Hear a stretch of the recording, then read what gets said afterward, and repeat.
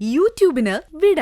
സൂര്യയിലെ എല്ലാ പരമ്പരകളും സംരക്ഷണത്തിന് ശേഷം തികച്ചും സൗജന്യമായി സൺ നെക്സ്റ്റ് ആപ്പ് ഡൗൺലോഡ് ചെയ്യൂ. കണ്ടാസ്വദിക്കാം നിങ്ങളുടെ പ്രിയ പരമ്പരകൾ.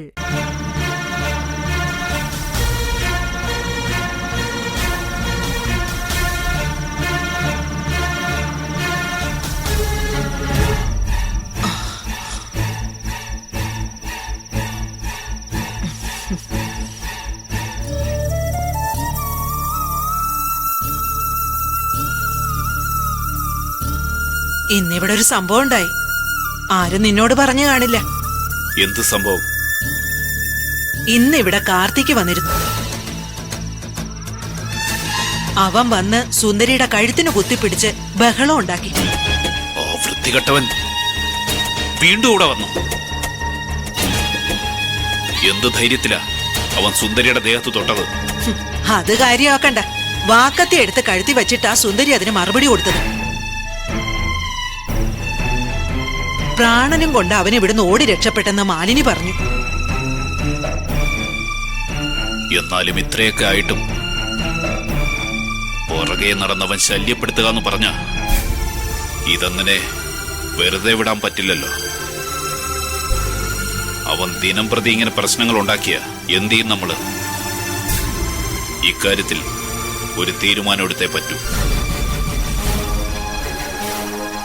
തീരുമാനം എടുക്കണം. അത് അവന്റെ കാര്യത്തിലല്ല, സുന്ദരിയുടെ കാര്യത്തിൽ. ആ വൃത്തികെട്ടവനെ ശിക്ഷിക്കാൻ പോയി ഇവിടെ ഉള്ളവരുടെ ജീവിതം കൂടി പാഴാക്കുന്നതിൽ അർത്ഥമില്ല.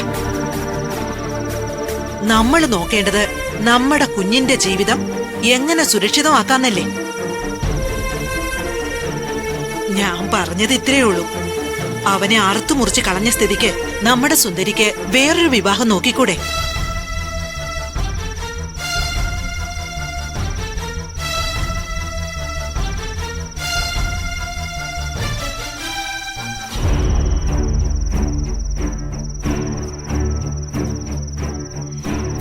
ഇതിപ്പോ അവളുടെ പഠിത്തം കഴിഞ്ഞു. ഇനി ജോലി കയറും. നല്ലൊരു പയ്യനെ കെട്ടിച്ചു കൊടുത്താ അവരവരുടെ കുടുംബമായിട്ട് അങ്ങ് പൊയ്ക്കോളൂ. കാർത്തിക് എന്നൊരു പേര് പോലും പിന്നെ അവരുടെ ജീവിതത്തിലേക്ക് വരില്ല. അതല്ലേ കൃഷ്ണ നല്ലത്?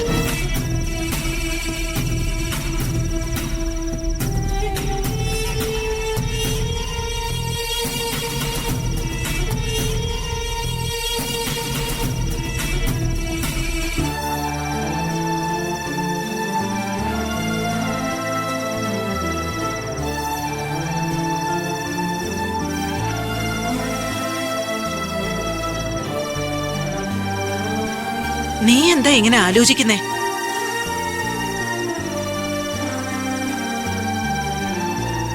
ഒരിക്കൽ ചൂടുവെള്ളത്തിൽ വീണ പൂച്ചയാ ഞാൻ കാണിച്ച ഒരു എടുത്തുചാട്ടം, അബദ്ധം. അത് നശിപ്പിച്ചത് സുന്ദരിയുടെ ജീവിതമാണ്.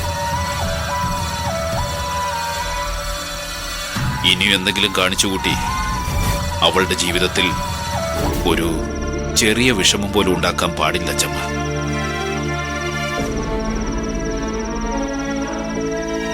ട്രെയിനിങ്ങും പോസ്റ്റിങ്ങും ഒക്കെ ആയിക്കഴിഞ്ഞാൽ സുന്ദരി എത്തുന്നത് നമുക്ക് ചിന്തിക്കാൻ പോലും പറ്റാത്തത്ര ഉയരത്തിലാ.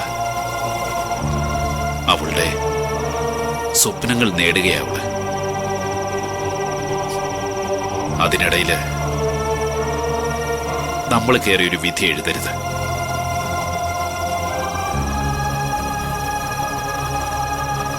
സുന്ദരിക്ക് ഇഷ്ടമുള്ളതുപോലെ അവൾ ജീവിക്കട്ടെ. ജീവിതത്തിലെ സന്തോഷം അവളൊന്നറിയട്ടെ.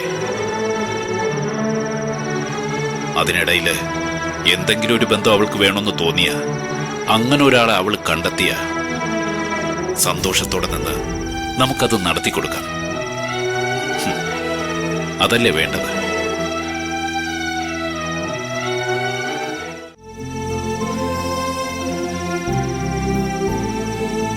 എന്ത് പറ്റി? രണ്ടാളും നിന്ന് മഞ്ഞു കൊള്ളുന്നു. എന്തോ നിഗൂഢ ചർച്ചയാണെന്ന് തോന്നല്ലോ. ഒന്നുമില്ല മോളെ, അച്ചമ്മ ചോദിക്കായിരുന്നു നിനക്ക് വേറൊരു വിവാഹം നടത്തിയാലോ?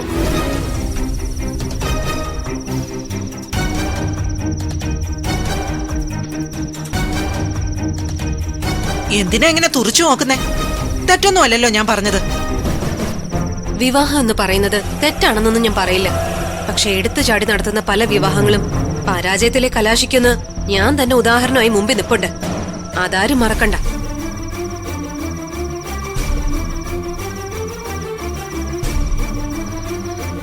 പലവട്ടം ഞാൻ പറഞ്ഞതാ, ഒരു പെണ്ണ് വിവാഹം കഴിക്കേണ്ടത് മറ്റുള്ളവരുടെ ആഗ്രഹം സാധിച്ചു കൊടുക്കാൻ വേണ്ടി ആകരുതെന്ന്.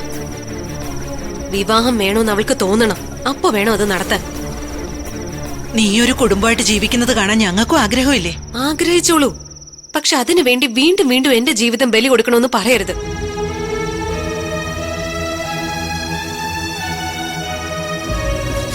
ദയവ് ചെയ്ത് എന്നെ ഒന്ന് വെറുതെ വിടണം. ഇക്കാര്യത്തിൽ ഇനി എന്നെ നിർബന്ധിക്കരുത്.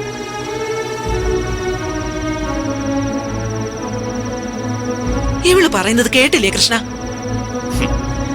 അത് തന്നെയല്ലേ ഞാനും പറഞ്ഞത്. തൽക്കാലം ആ ആലോചന അങ്ങ് വിട്ടേക്കാം. സമയാവുമ്പോ എന്റെ മോള് തന്നെ പറയും. അപ്പോ നമുക്ക് നടത്തി കൊടുക്കാം. അത് മതി.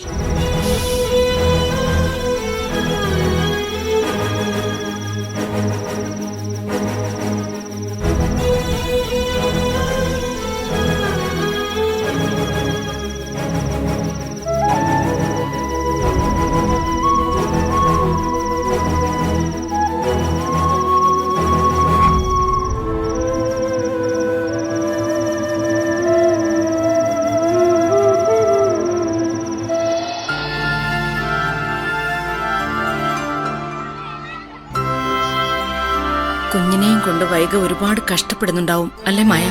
എന്നാൽ കഴിയുന്ന സഹായം ഞാൻ ചെയ്തു കൊടുക്കുന്നുണ്ട്. പക്ഷേ എപ്പോഴും എനിക്ക് വൈഗ മാഡത്തിന്റെയും കുഞ്ഞിന്റെ ഒപ്പം ഇരിക്കാനാവില്ല അമ്മ. കുഞ്ഞ് ഉറക്കെ ഒന്ന് കരഞ്ഞ, ഉറങ്ങാതിരുന്ന എല്ലാം വൈഗ മാഡത്തിന് പേടിയാ. അപ്പോ എന്നെ വിളിക്കും. എന്താന്നറിയാത്ത അവസ്ഥയിലാ അമ്മ വൈഗ മാഡം. ഒരു കുഞ്ഞിനെ നോക്കാന്ന് പറയുന്നത് അത്ര എളുപ്പമുള്ള കാര്യമല്ലല്ലോ. കുഞ്ഞിന്റെ കാര്യം മാത്രമല്ല, വൈഗ മാഡത്തിന്റെ കാര്യം ആലോചിക്കുമ്പോഴും എനിക്ക് ടെൻഷനാ. ഞങ്ങളുടെ നാട്ടിൻപുറത്തൊക്കെ ആണെങ്കില് പ്രസവ ശുശ്രൂഷ എന്ന് പറയുന്നൊരു പരിപാടിയുണ്ട്. ഡെലിവറിയുമായിട്ട് ബന്ധപ്പെട്ടുണ്ടാകുന്ന എല്ലാ പ്രശ്നങ്ങളുടെയും പരിഹാരം അതുവഴി ഉണ്ടാവുന്ന പറയുന്നേ. ഇവിടെ ഇപ്പോ വൈഗ മാഡത്തിന് ഇതൊന്നും കിട്ടുന്നില്ല.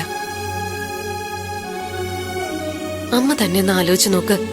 വേണ്ട ചികിത്സ കിട്ടാതിരുന്നാ അത് വൈഗ മാഡത്തിന് ഭാവിയിൽ പ്രശ്നം ഉണ്ടാവുമെന്ന് അമ്മയ്ക്ക് തോന്നുന്നില്ലേ? എനിക്കറിയാൻ പാടില്ലാത്ത പല കാര്യങ്ങളും ഞാൻ സുന്ദരിയെ വിളിച്ചു ചോദിച്ചാ ചെയ്യുന്നത്. പക്ഷേ സുന്ദരിയോട് ചോദിച്ചെന്നെങ്ങാനും പറഞ്ഞാൽ തന്നെ വൈഗ മാഡത്തിന് ദേഷ്യം വരും. പകരം ഞാൻ അമ്മയുടെ പേരാ പലപ്പോഴും പറയുന്നത്. ഈ വൈക എന്താ കുട്ടികളെ ഇങ്ങനെയായി പോയത്? എന്തിനാ സുന്ദരിയോട് അവളിങ്ങനെ ദേഷ്യപ്പെടുന്നേ? എന്നോടുള്ള ദേഷ്യം വിട്ടേക്ക്. ഞാൻ ഇനി എത്ര നാളാ? ഒരാഴ്ച കഴിഞ്ഞാ ഞാൻ ട്രെയിനിങ്ങിന് പോവും. പിന്നെ വൈഗ മാഡത്തിന്റെ ഒപ്പം ഉണ്ടാവേണ്ടത് അമ്മയാ. ഉണ്ടായേ മതിയാവൂ. അത് പറയാനാ ഞങ്ങളിപ്പോ വന്നത്. ഉടഞ്ഞ വിഗ്രഹങ്ങൾ എത്ര യോജിപ്പിച്ചെടുത്താലും പഴയതുപോലാവില്ല.